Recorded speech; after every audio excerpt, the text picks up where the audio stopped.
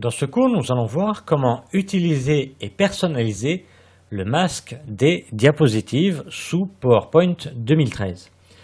Alors déjà, qu'est-ce que c'est? C'est tout simplement la possibilité de personnaliser votre diaporama sans avoir à perdre du temps. C'est-à-dire qu'avant de créer votre diaporama, avant de mettre votre contenu, vous allez vous occuper déjà du masque des diapositives, c'est-à-dire c'est la présentation des titres, le fait de mettre une image ou votre logo toujours pareil au même endroit sur chaque diapositive, mettre à chaque fois un tableau par exemple, etc. Alors pour cela, on va aller dans l'onglet Affichage et on va cliquer sur Masque des diapositives.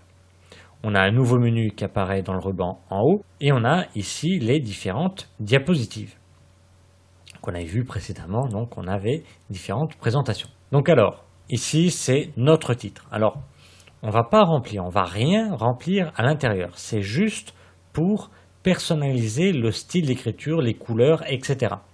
Donc on va sélectionner ici notre titre principal et on va changer ici la police, la taille, la couleur, etc. Donc je vais dans Accueil, ça revient au même.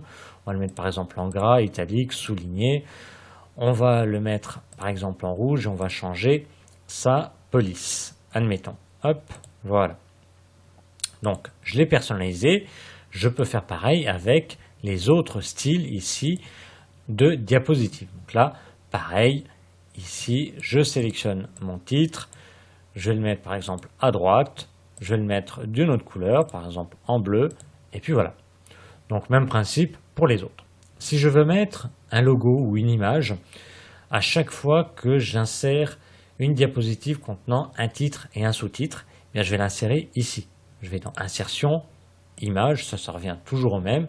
Je vais chercher l'image qui m'intéresse, je double-clique dessus, elle s'affiche, je la redimensionne comme je veux dans le coin, hop, et je la place où je veux. Donc là, cette image-là ne s'affichera uniquement quand j'insère une diapositive contenant un titre et un sous-titre. Voilà.